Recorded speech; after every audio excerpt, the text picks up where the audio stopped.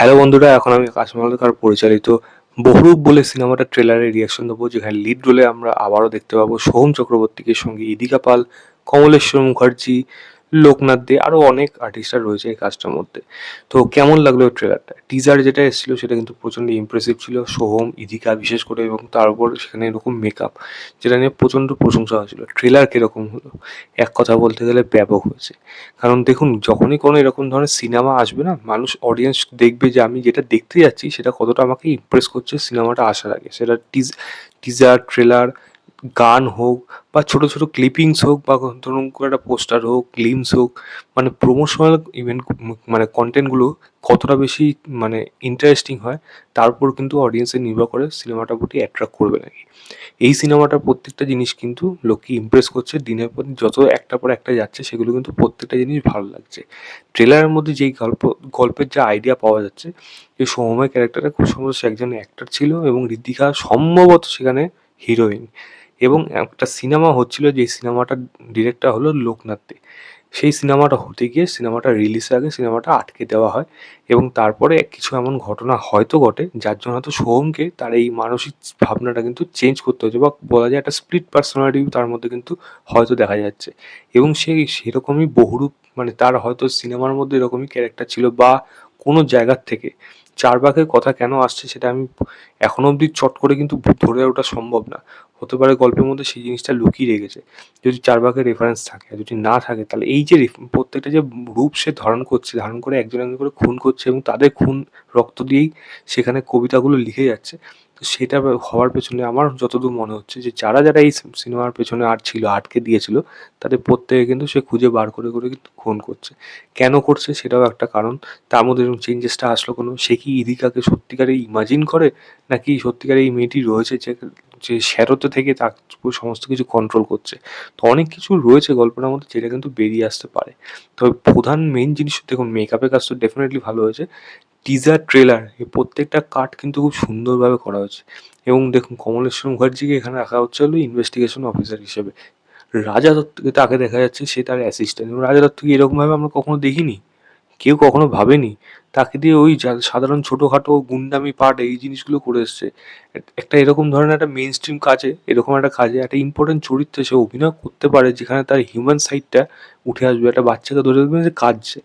ভাই দারুণ লাগছে সেই জায়গাগুলো। এই মানুষগুলোকে দিয়ে কাজ আজ অব্দি কাজ করানো হয় না। নতুন ডিরেক্টর, সে কাজ করাচ্ছে, দেখে ভালো লাগছে। রাইটিং হয়তো সেখানে ভালো, ক্যারেক্টারটা ইম্পর্টেন্স আছে, সেইগুলো দেখতে ভালো লাগছে। তো এরকম অনেক কিছু জিনিস রয়েছে গল্পগুলোর মধ্যে, যেটা কিন্তু দেখতে ভালো লাগছে। এই ইমপ্রেশনটা, এই যে আমি বলছি এই জিনিসটা, এই জিনিসগুলো আমার ভালো লাগছে, এইগুলো ভালো লাগছে। এটাই কিন্তু সিনেমাটার জন্য একটা ভালো প্রমোশনাল ইভেন্ট হিসেবে থাকবে। কারণ এটাই তাদের কাছে একটা ভালো রকম প্রমোশন অডিয়েন্সের কাছে ছড়িয়ে যাবে। কারণ এগুলো প্রত্যেকটা জিনিস তারা বানাতে সক্ষম হয়েছে, বা অডিয়েন্সকে বোঝাতে সক্ষম হয়েছে, যেটা আমার কিন্তু এই সিনেমার ট্রেলার দেখে মনে হচ্ছে। তো দেখা যাক এই মানে মুভি, সিনেমার মধ্যে সিনেমা, এটা কীরকমভাবে এই সিনেমার মধ্যে ওয়ার্ক করে। এবং থ্রিলের পোর্শনটা রয়েছে, সেটা কিন্তু অবশ্যই প্রশংসনীয় হবে। আমি আশা করি সেরকমই কিন্তু মাইন্ড ব্রেকিং একটা টুইস্ট কিন্তু থাকতে চলেছে, যেটা কিন্তু আশা করি প্রত্যেককে ভালো লাগবে। এবং যদি পারফরমেন্সের কথা বলি, সোহম সেই অমানুষের মতো, আহা!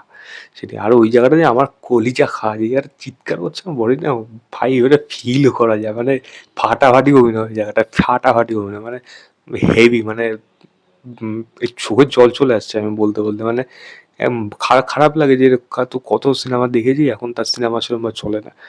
সে চেষ্টা করছে এরকমভাবে এবং জান প্রাণ দিয়ে, সেটা কিন্তু তার ওই পারফরমেন্সের মধ্যে পরিষ্কার উঠে আসে। অনেকগুলো জায়গা আছে সোহমের পারফরমেন্স, তো জাস্ট একটা কলিজার জায়গাটা বললাম, ওটা আরও ফিল করে একেবারে বলেছে।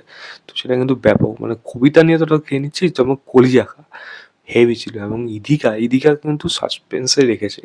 আমার মনে হয় ইদিকার ক্যারেক্টারটা কিন্তু খুবই ইম্পর্টেন্স, গুরুত্ব, শুধু লাভ ইন্টারেস্ট তো ডেফিনেটলি না।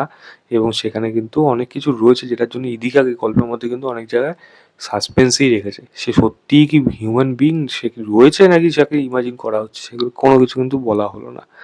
তো আশা করি, এবং ইদিকার পারফরমেন্স ডেফিনেটলি ভালো লাগছে, প্রত্যেকের পারফরমেন্স ভালো লাগছে এখানে। লোকনাথ দেবের মেকআপ দেখুন, মানে চেনাই যাচ্ছে না সেরকমভাবে চট করে, হুট করে দেখলে বুঝতে পারবেন না, হয়তো ভালোভাবে দেখলে বুঝতে পারবেন। তো এরকম অনেক কিছু রয়েছে এই কাজটার মধ্যে, যেগুলো একটা গুড ভাইবস নিয়ে আসছে, সিনেমার প্রতি একটা ভরসা নিয়ে আসছে, যেটা বহুরূপের ট্রেলার কিন্তু আমার দেখে মনে হচ্ছে। আমি এর লিঙ্কটা দিয়ে রাখছি, আপনারা গিয়ে দেখুন। এবং দেখে জানা আপনাদের কেমন লেগেছে। কারণ ভালো সিনেমা হলে তার জন্য কিন্তু কাজ আমাদের প্রত্যেকেই কিন্তু করা উচিত, যে অ্যাটলিস্ট লোককে অ্যাওয়ার করা যে এই সিনেমাগুলো আসছে, এইগুলোকে দেখুন। হয়তো সেই লেভেলের বাজেট হয়তো থাকবে না, কিন্তু কনটেন্টের দম থাকবে, ভালো পারফরমেন্স থাকবে। সেইগুলো আমার মনে হয় অনেক বেশি ইম্পর্ট্যান্ট হয়ে দাঁড়ায়। বিশেষ করে বাংলা সিনেমা এখন ইন্ডাস্ট্রির যা অবস্থা তার অনুযায়ী। তো বহুরূপ আমার জন্য অবশ্যই বেস্ট। ২৯ তারিখ আসছে, আপনারাও যাবেন, আমিও যাব। দেখে অবশ্যই বলবো আমার কেমন লেগেছে। ভালো হোক খারাপ হোক সেটা পরের কথা, তবে দেখাটাই ইম্পর্টেন্ট, এবং সেটাই অ্যাওয়ার করা আমাদের কাজ আপনাদের জন্য। এই ছিল আমার overall trailer reaction of Bahurup বলে সিনেমাটা। ভিডিওটা ভালো লাগলে লাইক শেয়ার, চ্যানেলটাকে অবশ্যই সাবস্ক্রাইব করবেন। বাই।